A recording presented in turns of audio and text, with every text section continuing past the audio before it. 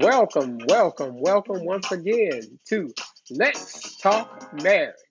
This is Pastor Larry coming to you on today.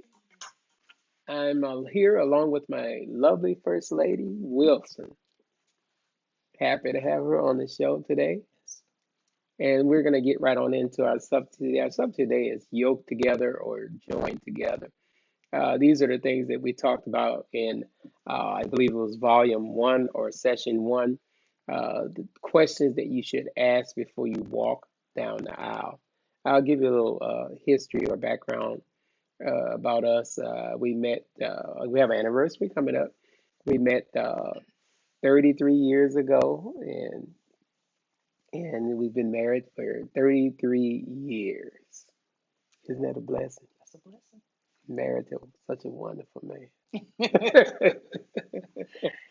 All All right, we're right. going to get right on into it. We met when we met. We had religious difference, but it wasn't that much of a difference. She was Baptist, I was Pentecostal, but it worked out because she went to church with me. I was active in the church. I was a minister in it, a young minister in the church.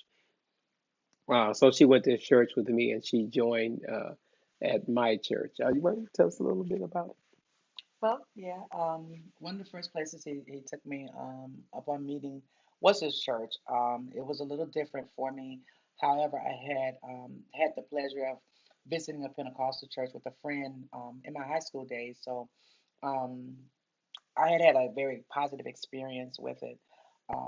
And I continued to go as we saw one another and as as the relationship grew. One of the things he did not do is he did not try to force me or force his religion Right, on me.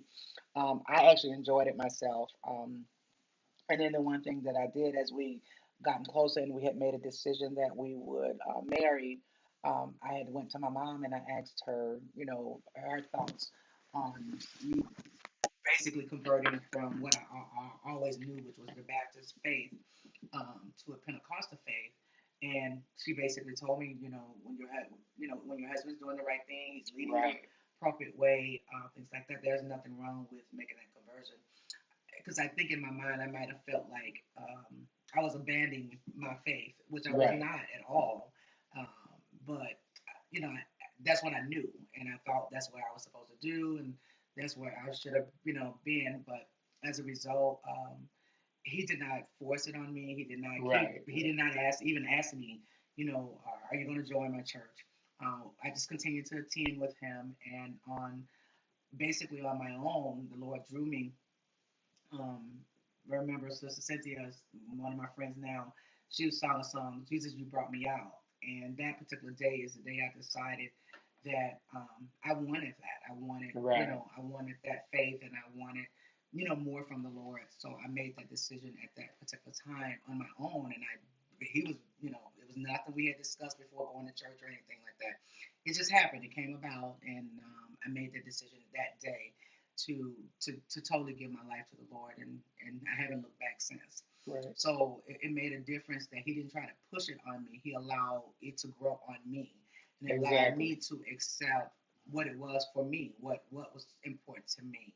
So that was over 33 years ago. So Right, I haven't looked back yet. right. So and I don't plan on it. So And when you, we had mentioned in volume one about asking that question about what religion the other party that you're interested in, because it's important because you don't want to go into a marriage with conflict. That's why 2 Corinthians 6:14 mentions about being unequally yoked together with unbelievers. That's basically saying that if someone else is not of the same faith or religion that you are, you don't want to really get into a life long commitment with them as marriage because it opens the marriage up with conflict because what religion your kids are going to, what are you going to teach your kids or what church you're going to teach your kids, and it becomes a great hindrance in the family home. So you want to be on one accord with whoever you decided to marry, and you both should be going to have the same, at least same faith. A lot of times people marry someone, they might say that they're Christians, but they don't really go to church. And then that's another conversation that you should have, right? Absolutely. It's very, communication is the key. And it talks about being unequally yoked in the Word of God. And the thing about it is, if you make that decision that you go into a relationship where you know your faith is not yoked together, Right. if you still make that decision, then you still got to have those proper conversations. What religion is, that you are going to agree on to pass on to your Exactly. children. And then you have to show respect to one another in that relationship in front of those children. It makes it very difficult because it can cause confusion and cause a lot of frustration trying to decide as to what faith that you will instill in your children. So it's always better to be on one accord in that. But if by chance you're not, um, I think communication is going to be it. Making a decision, which faith is going to be. And I can't even imagine having to decide that. But I guess for some that it does come down to Right. that. The question does And come up. absolutely. So because see, what we put in our children is to train your child in the way they should go. So what we put in our children is important. And even if they walk away from whatever faith we put into them, at some point they fall back on that faith. When Exactly. that need Exactly. when that need arises, they will fall back on that faith. So it's Exactly. important that we decide as a unified body as to what that decision is. Right. And then sometimes, like I said, sometimes even when we have the same faith, we might be in different churches. Exactly. And that's important to make that decision. Do we stay here or there? And I had mentioned one time before that we have some friends who was in that situation. They had the same faith, but they were different ministries. Right. So they made the conscious decision that okay, if we're going to get married, we're going to decide on the ministry. Not that I grew up in or she grew up in, Exactly. um, but we're going to decide on a ministry that we both chose, and it chose us, and what the need is, and how we can go and glorify God, how we can get also what is for us, how we can get out of it what is important for us. So they made that conscious decision to search for a ministry that will work for their family. Even though their faith was the same. So sometimes, even though Right. their faith is the same, sometimes there are some differences because And there of can be a conflict. and it definitely causes conflict. Oh, I want to go to my church today. I want to go, and it just and it confuses sometimes the household. It confuses the children as to okay, what is mom and daddy doing? Especially when you're trying to preach to them. Right. That we're one now. So how are you one? And he's over here, she's over there, and all of that kind of stuff. And it just causes a lot of confusion. So it's very important, even when you have the same faith, to communicate and make the right choices as to what ministry is going to be. It kind of worked out with your parents because they didn't have service every Sunday. Didn't Right. it work out with them? It worked out when they were Yeah. at different ministries, And that doesn't happen. but we were in the South, and the pastoral days were different days. Right. So neither one of them they had the choice not to move from their different churches. They just supported each other. Right. My mom's church was first Sunday. My dad's church was second Sunday. Third and fourth Sunday, we went to Sunday school with my dad because he taught Sunday school, and we might have gone to some other service to fellowship with another ministry. However that works. So that totally worked out for them. That's not always fortunate Right. that it works out Right. for them. It works out for us, and we were not confused about it. We understood exactly what was going on. The Exactly. faith was being taught the same in both ministries. We understood that on first Sunday we were here, on second Sunday we were here, and so on. So there was no confusion. It was always very clear as to what was going on Right. in the household and what we were to do. My dad was a deacon, a faithful deacon. We were the people that go and turn the heat on and all that stuff. Right. But so all of that worked to the advantage for them. But it's not always. Now most churches are in probably every Sunday, even in the South, some of them. So that may not necessarily work. So you got to have those conversations Exactly. as to Before you where walk you're down going. the aisle. Really the key. But if by Right. chance you missed that because you're having Right. another conversation, then you need to find Some common that ground. time to have that common ground. And sometimes you may have that conversation up front and still can't agree. Right. What you do is you agree to disagree for the moment, and you say, well, okay, not too long after, but we may have to revisit this. That Right. I think about it, you think about it, and then sometimes what it is when you really when you seek through and you pray and fast on it, or whatever you're going to do on it, then you could come back, and sometimes you're clearer in that conversation, so then you can make So decisions. basically, in that scenario, it can work itself out. Oh, But absolutely. if you are totally unyoked, which meaning you're a Christian and the person that you're interested in Mhm. is like a Muslim or something, a Buddhist or something Right. like that. Now that will never work because you have two. That's a totally different conflict. You have a conflict of two different religions. One is Christianity and one is Muslim. So though that will not work. But if it's two people that are together, that they both are Christian based or Christian foundation, it can easily be worked out with communication, as my wife mentioned. Oh, absolutely. And it's important that, and then even before it works itself out, we still got to respect one another's beliefs. Right, We have those beliefs. Most of us, when we have certain beliefs, we're raised on those beliefs. They become a part of us. So until a different decision is made, we have to really respect one another's right, faith and the walk that we're in. Because when we don't, we're not. That's the other thing. If we're not showing respect to one another, how do we expect our children to respect each other? right, How do we expect them to even respect us in what we're trying to teach them if we're not showing that level of respect to one another? So even when we don't believe in saying with the like if one of the spouses don't go to a church at all, we still have to. If it's the male, that right. woman, she still should be coming home on Sunday or whatever your worship day is. Still, doing what she's supposed to do, whatever she normally would do. You know what that is. I don't want to get into that. A woman should cook and a woman should do this. A woman should do that because my husband helps me, so I can't. I won't be able to speak on that. But either way, whatever the decision has been made as to what the chores or the tasks are in the Right, household, it should be she should, shared. they should be done. She still should be, she or he, they still should be done, even if that other party is not of any ministry Exactly. or of any faith. Right, That we still have to adhere, and even the more when we are, one of us are of that faith, we right, really should try to follow the Lord. Because then guess what? That's what we're utilizing to draw that individual. right. We're utilizing those things to that will help draw that individual possibly to what we Exactly. believe in. Just doing it because and then the other thing is sometimes what we have to do is if there's, for example, if there is an event beyond the walls of that building, Right, if the men are going fishing and your husband doesn't like church, we right. don't know what You know happened. We don't he know what would like happened. fishing. So. But if he likes fishing, you say, come Right. on, some men in the church, and you just never know. He like, these men are And not he'll so bad. right, he'll get to know the guys at the Absolutely. church and Yeah, not know that there's just women in the church. that's right. And we don't know. Sometimes Right, people have had really, I don't care what anybody say, there is a such thing as church hurt. right, And there are things that cause people to remain out of the walls of the church. right, The church is in us. And that's why it's important, and I've been on the kick crowd for the last 2 years, that we gotta go beyond these walls.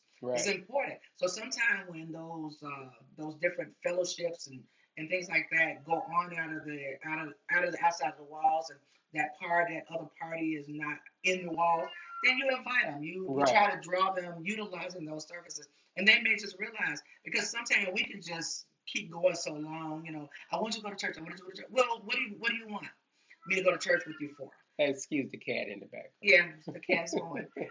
But anyway, he haven't taken his melatonin today. But in any degree, we have to make sure that we are respecting and doing what we're supposed to do, and respecting one another. Right, That's the key. We have to show respect and love, to one another. We have to show that compassion. It's very important. right. In the household to do that. When it comes to religion, because it's such a sensitive area. Yes, it is. It's a very sensitive area, and it's important that the household is on one accord, not just husband and wife, but the household is on one Right, accord. If you are going to fast and for fasting and praying or something, involve the children. If, I mean, my daughter used to have she hasn't finished putting it up yet, but she has a prayer wall. Right. And the things she hear us talk about praying for someone, she would put those things on her On the prayer prayer wall. wall. She would hear us talk about them, and next thing I know, we're there on her prayer wall. And when she hears the testimonies of them, she would take it down and say, "Okay, it's been done." Right. So it's important that everybody's involved, and even when the children may stray away, you've already planted in them the right thing. Because you started out equally yoked. Absolutely. And again, if it, by chance you both are not in church, or you both don't really practice your religion, and one of you start after you get married, one of you starts getting into the church. Like she said, there's ways you can get your spouse to attend church, but you don't want to badger him just because you got a newfound religion and you all zealous and you want to preach to everybody you see. Don't start preaching to your husband, because you're gonna drive him away, and then that's gonna put a yoke between the two of you, an unequal yoke between the two of you. When you do things of that nature, you have to make sure that you are still being the spouse, especially if he stays with you and he respects your religion. He don't tell you not to go to church. He just don't go with you. He's not going to discourage you. And again, as when my wife and I were talking about, don't come home with negative stories about the church if you're trying to get him in the church. That's right. You can't tell everything going on. Right. Things happen. Stuff Right. happens. You can't come and badger what happened in the church and then say, "Can you go to church with me next Sunday?" Right. No, I can't go Because to church with you to next be Sunday. honest, there's no perfect churches. That's right. If there were perfect churches, we wouldn't need ministers. That's right. Yes. And we have to draw with love. We have to draw with love Right. and compassion. That's important. That's what Jesus did. It's Yeah. important to show that love and to show that compassion, and for not just for husband and wife, but just for anyone. Right. It's very important, but especially the spouses, and as we talk about how the things, and when we're involved in the churches and things like that, you just never know. I mentioned one time before, my husband, I would deliver food. I would pick up food, and I would spend my entire Saturday delivering Like, food and things like that. He was like, "What in the world?" I don't know. But once he retired, because he worked on Saturday, once he retired, he saw the passion that I had for that. Right. So the key is do what you're supposed to do. That's the Right. key. Do what you're supposed to do in whatever ministry you are in. And when you do that, you just never know, that spouse may pick up, and he did. He started saying, I'm retired. I'm not gonna let you do this every Saturday by yourself. And Right. guess what? As a result, we did it faster. Right. Where it would take me all day by myself, because I would go pick the food up, then I'd bring it to my home, then I separate it out, and then I Right. call around to see who need, then I would go deliver it. But him helping me, do the sorting and maybe even delivering for me, it made things a little faster. So then I could spend more time with him at the end of that day, or with the rest of my family at the end of that day. But he saw my passion, whether he wanted to do it or not. He saw the passion. So when we're doing what we're supposed to do, as that spouse who does have um, an interest in their faith, when we're doing that, we can even utilize those kind of things to draw Exactly. that spouse Exactly. into it, because they say, okay, it is more than I'm going to sit down and listen to somebody to preach, because Right. so many people won't, they're like, I don't want to go sit down and somebody browbeating and telling me what to do. I'm grown. Right. But they love you, so loving you and seeing you enjoy and have a passion for what you're doing in that ministry, have a passion for that ministry and a love for that ministry. Right. It eventually that connection, because guess what, you are one. So at some point they begin to feel that same love and compassion and the effects of what's going on in that ministry from you as well. So it's important that you show the love of Christ in your life, so that they will feel like it's something that they want to be a part of. Right. And like I had said once before, make it interesting when you talk about the church. Mm-hmm. Leave the negative, because there's always going to be negative stuff. Share your funny stories about the church.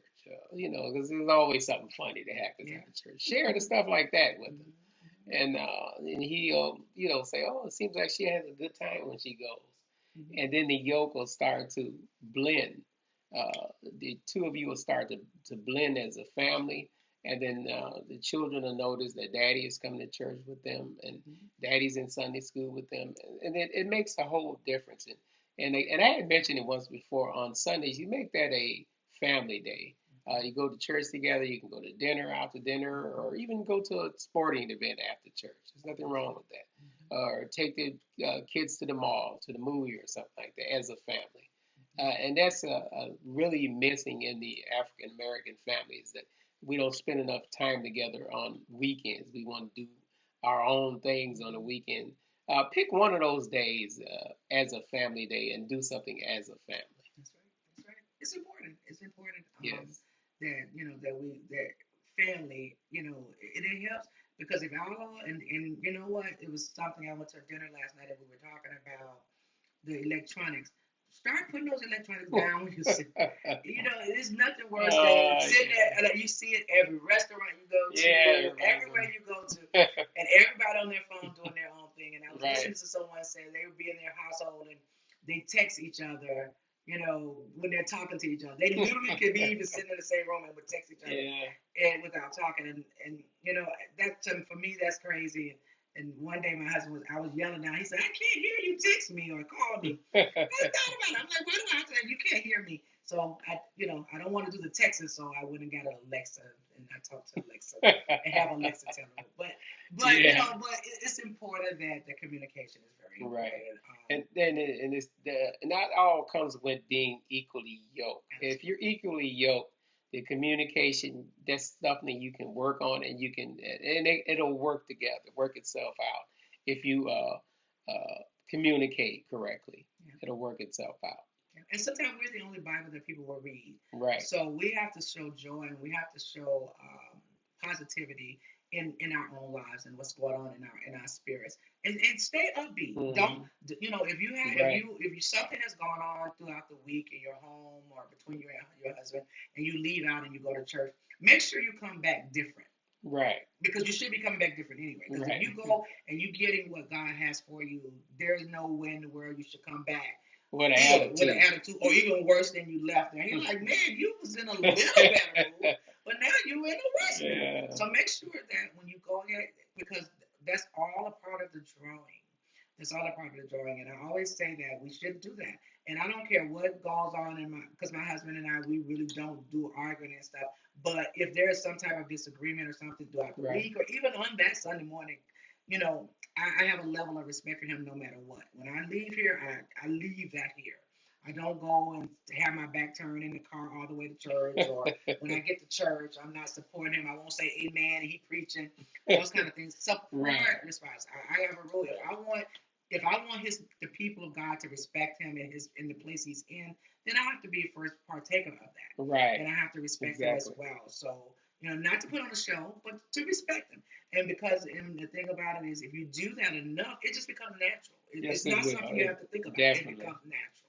Definitely. So, I love this All man. right. I love this one. Hey, man, now we're going to be signing off, and thank you for calling, tuning in for Let's Talk Marriage. If you have any questions, leave the questions there. We were answering one of the questions there. Hope we answered your question, and we will see you when we see you. God bless